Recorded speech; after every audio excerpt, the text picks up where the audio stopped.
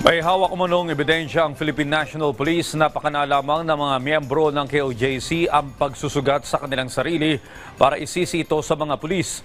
May isang lugar naman sa compound ang pinagtutuunan ng pansin ng pulisya na posible rin daw na pinagkakanlungan ni na Pastor Apollo Kibuloy. Si Patrick De Jesus sa detalye. Basag na ilong, sugat sa ulo, mukha, pisngi at iba pang bahagi ng katawan. Ilan lang ito sa mga tinamo ng 7 pulis. Nang makagirian ang ilang miyembro ng KOJC nang ihain ng PNP sa KOJC compound sa Davao City ang warrant of arrest laban kay Apollo Kibuloy at iba pa sa kasong human trafficking at child sexual abuse. Ayon naman sa PNP, palabas lamang ng ilang miyembro ng KOJC na nasaktan sila sa police operation. May ebidensya raw na hawak ang PNP. Meron tayong hawak na video ngayon na nagpapakita na meron na sila doon sa isang lugar doon na mismong mga miyembro ang nagsusugat doon sa kapwa nilang miyembro na para ipakita at isise sa mga kapulisan natin na galing yung injury nila sa ating mga kapulisan. We're just waiting na ma-authenticate po itong video na ito to show how desperate these people are para ipakita na umaabuso yung mga pulis natin, nananakit ang mga pulis natin. But on the contrary, yung mga pulis natin ang minumura, tinatadyakan at sinasaktan, but they maintain their composure, they maintain yung self-restraint at maximum tolerance dahil yun po yung kabilin-bilinan ng ating GPNP. Tukoy naman na ang pulis na umano'y gumamit ng pepper spray sa isa sa mga opisyal ng KOJC. Inalis na ito sa lugar at dinisarmahan. Maaari rin itong sampahan ng kasong administratibo.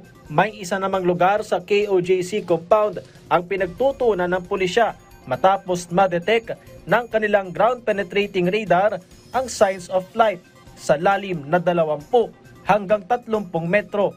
Posible umanong dito nagkakandong si Kibuloy at mga kasama. Naniniwala tayo na malapit na nating matumbok kung sino itong nasasagap po nitong penetrating radar po natin. May nagpo-provide po ng information na nandyan po sila. Kaya bakit gano'n na lang po yung desire po ng PNP na talagang halughugin itong mga particular na lugar na ito. But one of the challenges really is we are being impeded at talagang grabe yung resistance na nare-receive natin. Doon kami nagtataka kapag lumalapit tayo doon sa mga lugar na pinpointed natin na posibleng kinakukuha nila, grabe talaga yung resistance at we wonder why. Nag-ultimatum na rin ang PNP sa mga miyembro ng KOJC na tanggalin ang mga nilagay na barikada sa tapat ng compound para sa mapayapang dispersal.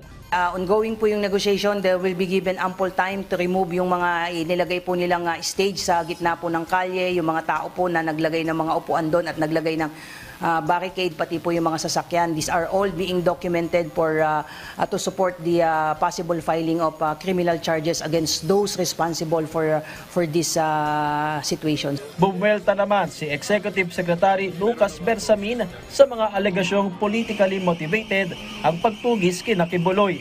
The law must take its course. Walang is answerable to the law must take its course. Meron namang process dyan. Samantala, 2 umanong biktima ng human trafficking ang nasagip ng PNP at DSWD sa KOJC compound. Noong 2022 daw umalis sa kanyang tahanan ng isa sa mga biktima kasama ang isang KOJC member kapalit ng pangakong scholarship sa Cebu.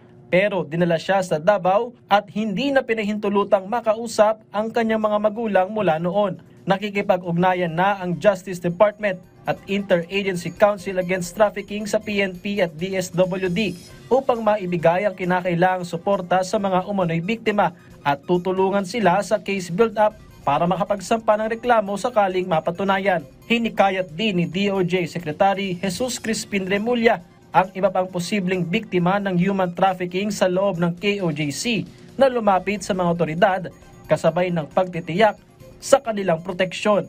Patrick De Jesus para sa Pambansang TV sa Bagong Pilipinas.